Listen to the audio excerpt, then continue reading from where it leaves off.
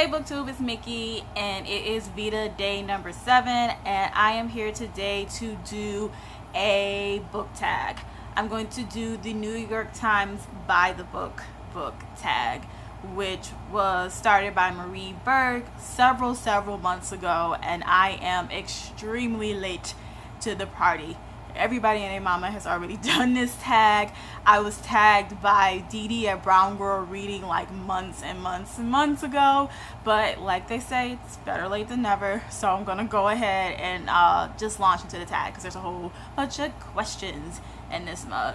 First question is, what book is on your nightstand now? And I took this to mean what books you are currently reading or currently in the middle of. And so those books are right here. First, these are my picks that I picked for the 7 and 7 readathon that I still haven't finished yet. Technically that readathon ended yesterday, but I didn't start until Monday, so I feel like, the whole goal is supposed to read 7 books in 7 days, so I need 7 days. So I'm giving myself to the end of the day to get through some of these. I doubt I'm going to finish Invisible Man today, but I do intend to finish all of these once this video is ended.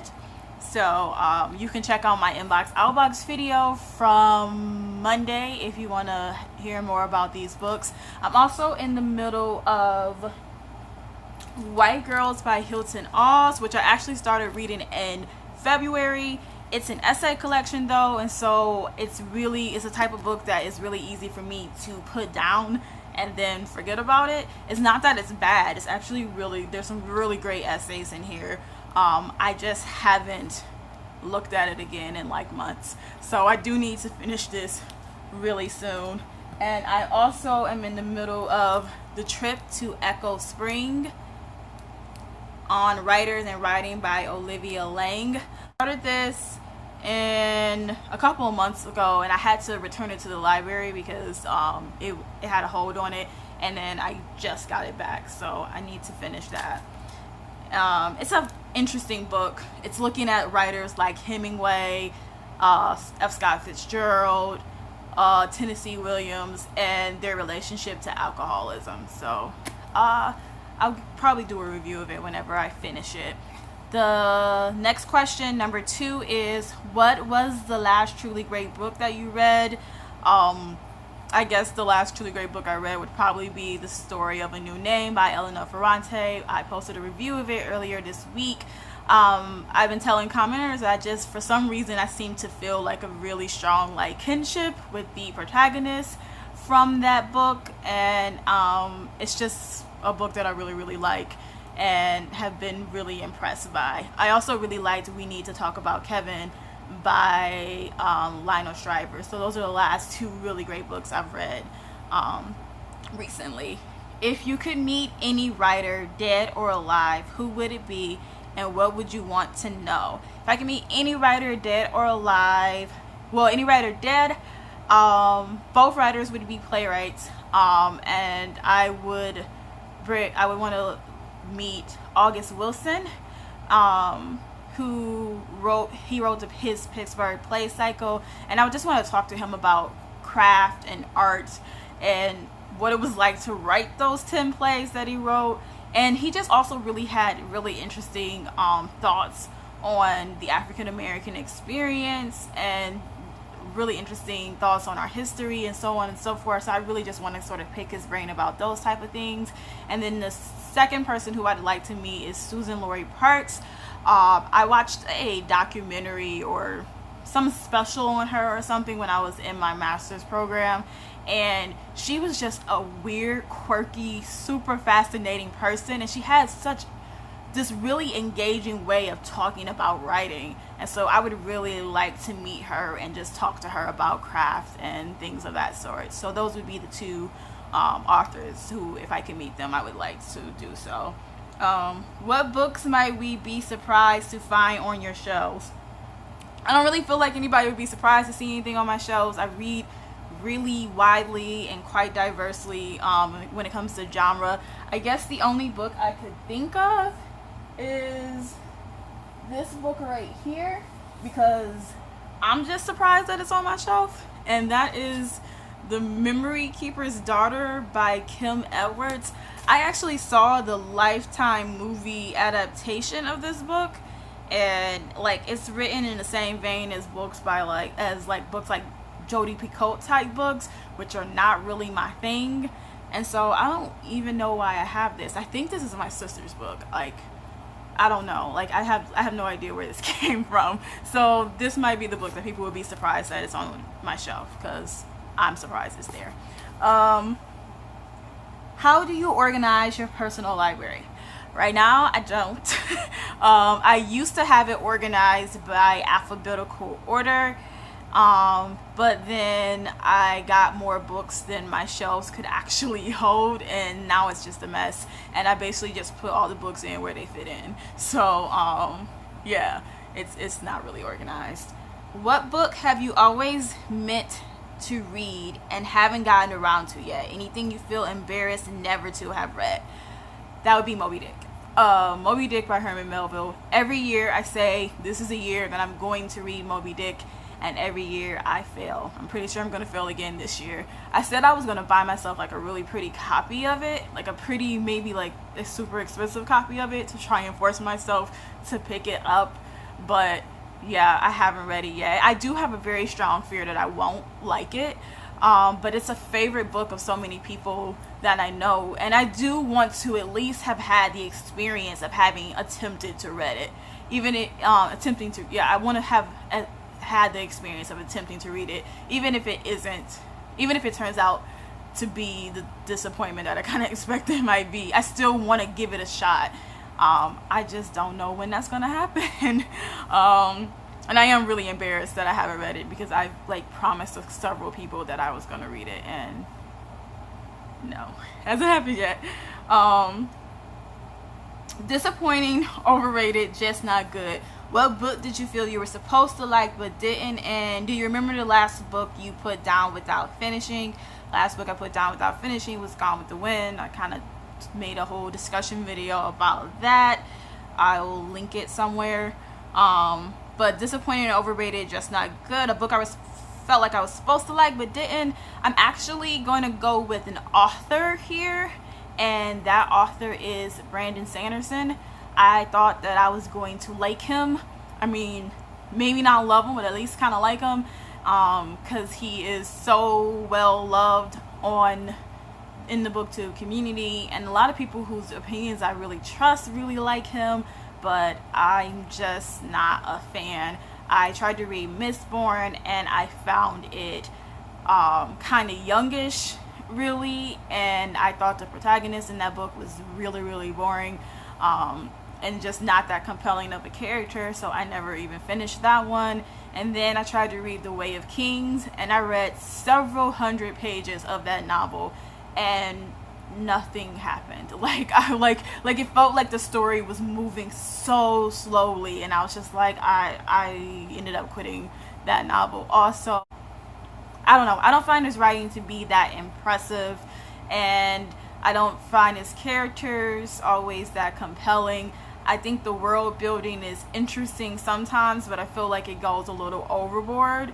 But it could just be that I'm just not a big, this genre. I'm not made for the genre of epic fantasy. That might not be a genre that is something I'm really interested in. I haven't read that many books in that genre, so I can't really say for sure. But I don't find it that interesting. So yeah, I did not like Brandon Sanderson. What kinds of stories are you drawn to? Any you stay clear of? Stories that I am drawn to, there are two types of stories I've realized that I seem to really gravitate towards. Like if I read a synopsis of a piece and I see that this is featured in a story, I feel like I will automatically pick it up. The first one is I really like stories about bad mothers, and when I say that, I mean I like stories about women who became moms and then realized that they really didn't want to be mothers. I just think it's such a taboo topic. No one wants to hear a mother say that they regret having their children, but I know that it's something that happens to women, and I'm just really intrigued by it. I'm intrigued by the reasonings behind it, intrigued about how they deal with it, because I have read stories where the mothers aren't enthused about motherhood, but they don't, they're not abusive or neglectful of their children, but they're not in love with it. Like, we need to talk about Kevin.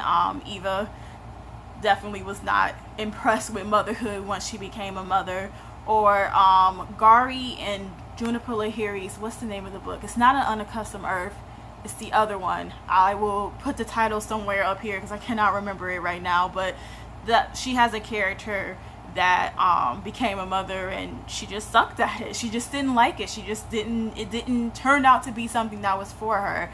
And I just find that really interesting, because I feel like it's just a topic we don't talk about a lot in our society. And then I really love stories that are like multi-generational family sagas. I really like those type of stories. So like Middlesex by Jeffrey Eugenides, The Brief and Wondrous Life by Oscar Wilde, or Cutting from Stone by Abraham Verghese. Like these stories where we look at various different generations and the different things that they've kind of managed to sort of pass down to the present generation. Like, I really, really like those, especially when they're done well. And then, so those would be the stories that I'm drawn to. Stories that I stay away from, I'm pretty adventurous. I really will, I usually like most things, or at least be willing to try most things. I think the main thing that I find myself the least interested in are stories about man versus nature. Like stories about like men where the conflict is like being caught on a mountain, or stuck in the woods, or something like that. Like survival type stories, I really don't like those. I remember reading Hatchet in like middle school, I think it was, and just like really hating it and never wanting to read anything like it again. And I do tend to avoid books like that. So those would probably be the books that I stay clear of. If you could require the president to read one book, what would it be? I found this question really, really hard, and I really wasn't sure. And I think it's because I don't think I've read the book that I would require the president to read yet. But the only book I can really sort of think of is A People's History of the United States by Howard Zinn. I think that I would require the president to read it because, one, I'm a big believer that we have to examine the mistakes of the past to make sure that we don't repeat them. I think that this is a good book that looks at the way in which major historical events and moments affected the actual people of the United States. I feel like we tend to look at the way things affect like major figures and major historical figures, and we don't really look at the actual people when we talk about history. So I think that this would be a great book so we can sort of look at where we've been and hopefully better prepare ourselves for what we could be later. So that would probably be what I would tell the president to read. And what do you plan to read next? I don't want to commit myself to anything. I actually don't know what I plan to read next. I'm really behind in my Read My Own Damn Books challenge that I started this year. I have a bookshelf on Goodreads that I can link down below, and you can kind of see which books I was supposed to read, and I will probably be reading something off of that list this month at some point because I need to. And I need to read Hyperbole and a Half by Ali Broche. I should have grabbed that book, but I didn't, because it's due back at the library really soon, so I need to dive into that, which will probably only take me like a day. So yeah, I think those are what I'm reading next. Again, I'll put a link to the Goodreads shelf so you can see which books those are. I have like 18 books I was supposed to read this year, and I've only read like 4 of them, I think, so I'm really behind. So that will probably be what I'll be reading from this for the rest of this month. But anyways, I'm not gonna tag anybody, obviously, because I'm pretty sure everybody has already done this tag. But if by some chance you haven't and you're late just like me, go ahead and do it. I consider yourself tagged. Alright, I will be back tomorrow with another video, and I hope you guys are enjoying this evening or day, depending on what time you watch this video. Alright, bye.